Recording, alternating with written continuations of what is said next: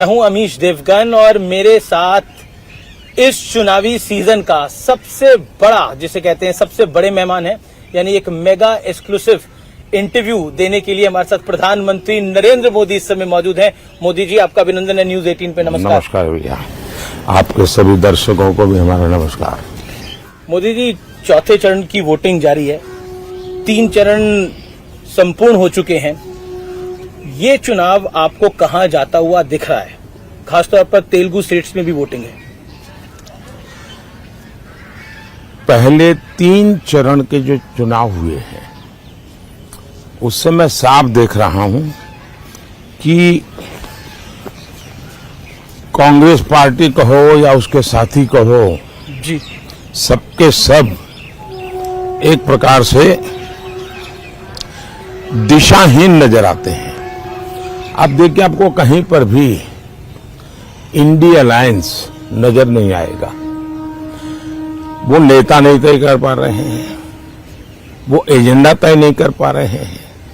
उनको लगता है कि मोदी का घोर विरोध, मोदी को गाली गलौज, जी, उसी से उनका काम चल जाएगा और वो उसी के आधार पर जी, चुनाव जीतना चाहते हैं। देश, इतना बड़ा देश, जी, आज खास करके जो नौजवान मतदाता है, जी, वो ये हमेशा सोचता है कि भी आखिरकार इतने बड़ा देश, इतनी विविधताएं, ऐसा कौन नेता है जी, जो इसको संभाल पाएगा? नाम बताओ। इंडिया अलायंस के लोग नाम नहीं बता पा रहे हैं और वो कहते हैं बाद में, फिर इतना भी कहते हैं कि भाई, अभी एक मैंने कहीं अखबार में पढ़ा, वो एक ऐसी फॉर्मूला ला रहे हैं जी, जिस फॉर्मूला में 5 साल में 5 प्रधानमंत्री, हर वर्ष एक प्रधानमंत्री। अगर हर वर्ष एक प्रधानमंत्री वो लाएंगे जी, तो आप मुझे बताइए कि देश का क्या होगा। आपको गांव के लोग बड़ी मजेदार कथा सुनाते हैं जी, कि एक बार 10 किसान इकट्ठे हुए जी, और उन्होंने सोचा कि भाई कुछ पानी के बिना क्या होगा, तो मिलकर के उन्होंने जो पानी की जांच करने वाले लोग हैं तो उनको बुलाया।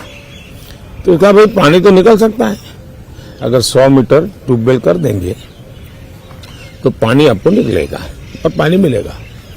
तो फिर 10 किसानों ने कहा ऐसा करो भाई, 10 मीटर मेरे यहाँ गड्ढा करो। जी, दूसरे ने कहा 10 मीटर मेरे यहाँ करो। तीसरे 10 ने कहा 10-10 मीटर कर लो, 100 मीटर हो जाएगा। क्या पानी निकलेगा क्या? तो 5 साल में 5 प्रधानमंत्री इतने बड़े देश को वो समझ भी नहीं पाएंगे। लेकिन विपक्ष कह रहा है कि 400 पार की पहले मोदी जी बात कर रहे थे, अब नहीं कर रहे हैं। मैं कल भी बोला हूं जी। अब वो ठीक है कि उनकी चिंता ये है, आगे कांग्रेस का एजेंडा क्या है, 400 पार कर पाएंगे कि नहीं कर पाएंगे। उनका ये एजेंडा नहीं है कि वो कितनी सीटें जीतेंगे और कैसे जीतेंगे।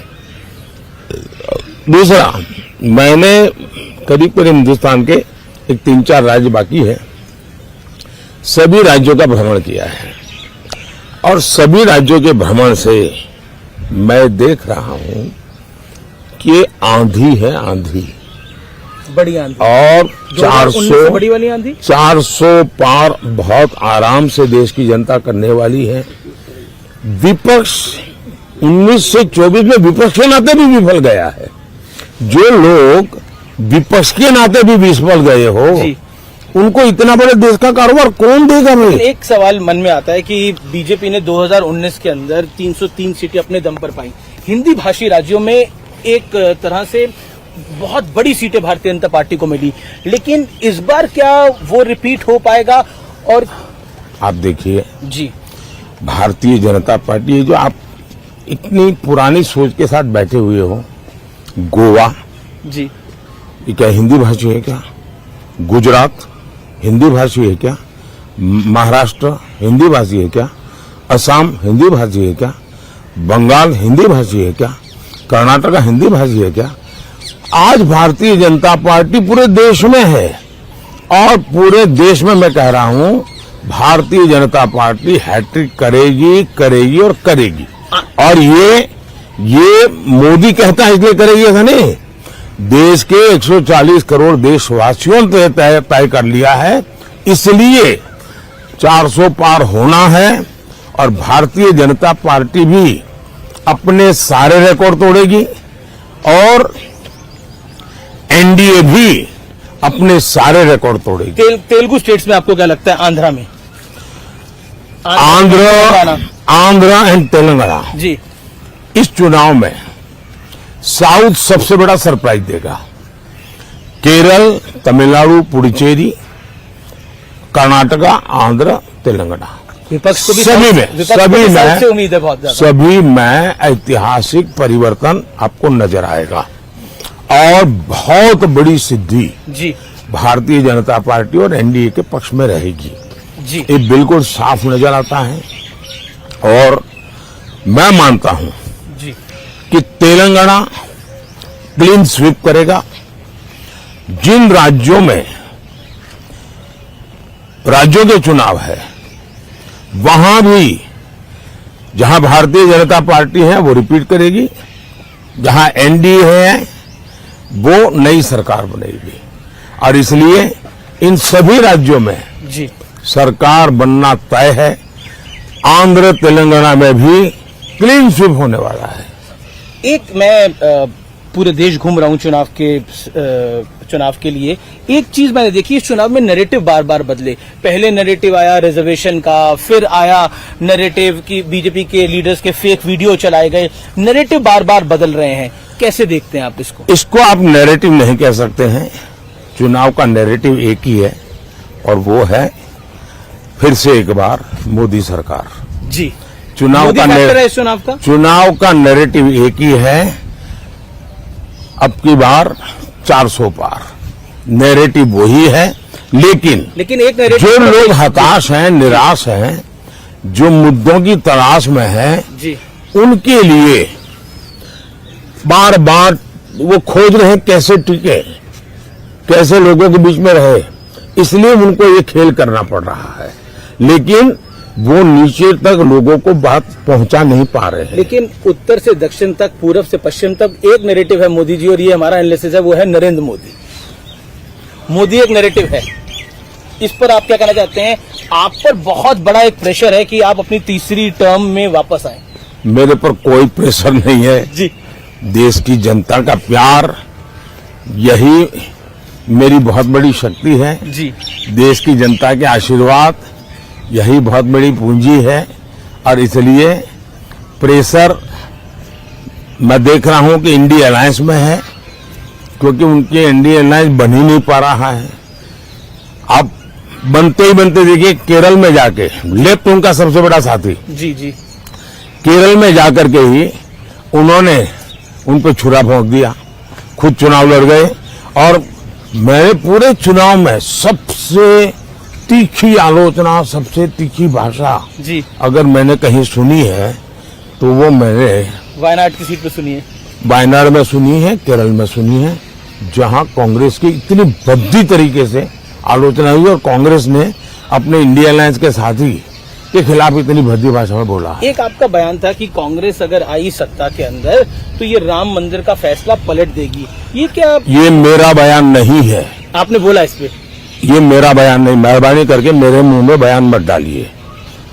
ये बयान है कांग्रेस के विश्वस्त सलाहकार का, जो कांग्रेस के 30 साल तक और टॉप परिवार के सलाहकार रहे हैं। उन्होंने कहा है कि ये तय है और उन्होंने निर्णय करके लिया है कि हम रामलला को फिर से एक बार टेंट में भेज के ही रहेंगे। सुपर कमीशन बनाने की बात? रामलला को फिर से टेंट में भेज करके ही रहेंगे, ये उनके सलाहकार ने कहा है भाई। ये कांग्रेस वालों ने निर्णय किया है और देश को पूरा भरोसा है कि इस प्रकार की करने की इनकी आदतें हैं। वोट बैंक की राजनीति के लिए कुछ भी करना इनकी आदत है। एक सवाल और, हम बिहार की धरती पे है, आरजेडी यानी लालू जी की पार्टी और कांग्रेस का अलायंस है, इंडिया अलायंस देखने को मिल रहा है। लालू जी ने मुस्लिम आरक्षण की बात कही है, उन्होंने बोला कि मुस्लिम का आरक्षण होना चाहिए, क्या देखते हैं आप? उन्होंने इससे साफ फिर- उन्होंने आरक्षण होना चाहिए इतना ही कहा नहीं, उन्होंने ये कहा है पूरा का पूरा, जी मतलब SC ST OBC उनको जो आरक्षण है वो अब मुसलमानों को देना चाहिए।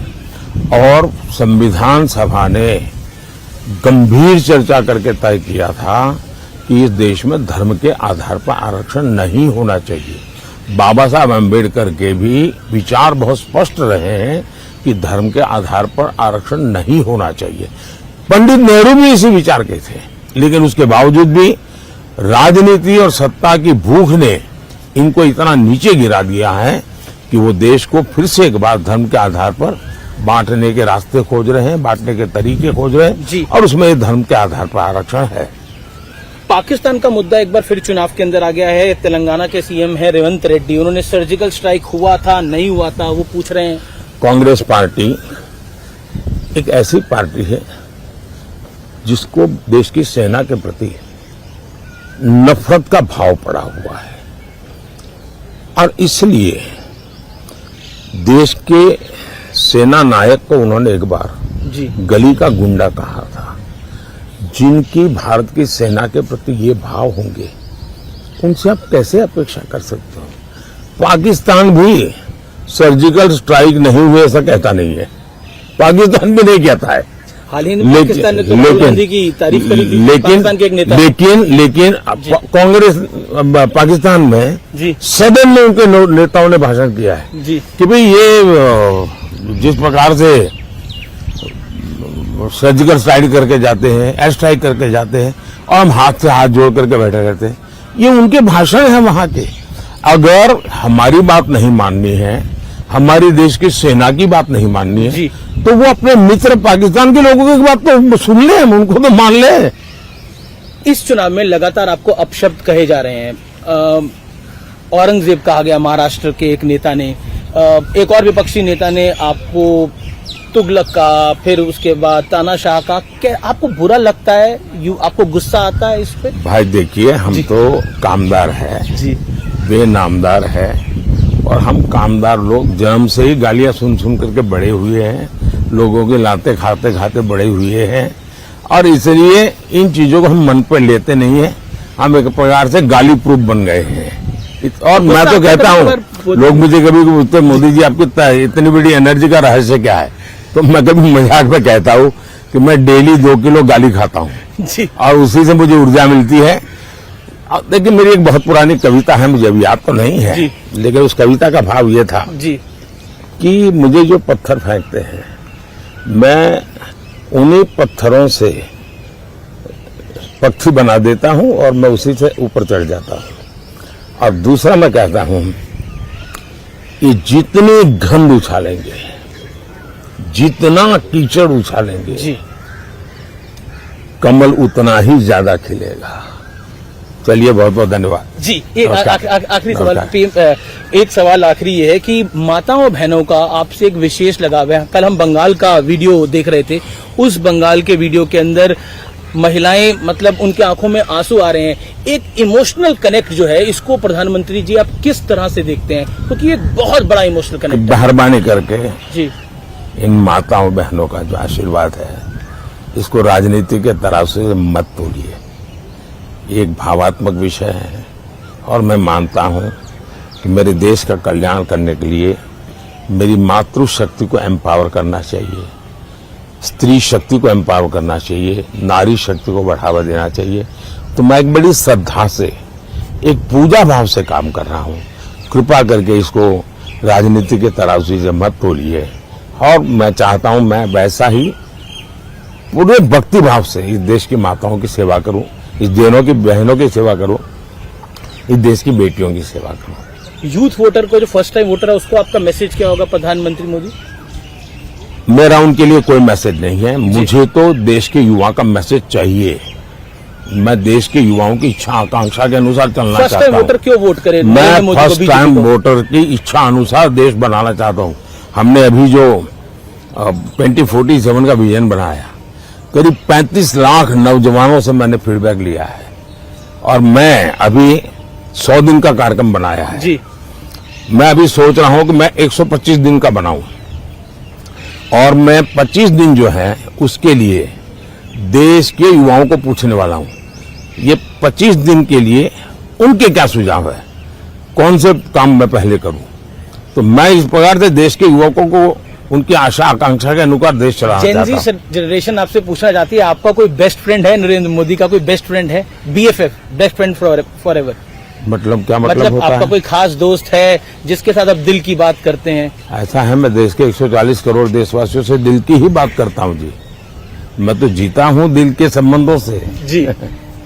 बहुत बहुत धन्यवाद भैया। धन्यवाद प्रधानमंत्री जी, नमस्कार। आपने हमें समय दिया। नमस्कार जी। और आप 100 से ज्यादा रैली और रोड शो कर चुके हैं, इतनी ऊर्जा आप कहां से लेकर आते हैं? धन्यवाद जी। धन्यवाद प्रधानमंत्री मोदी।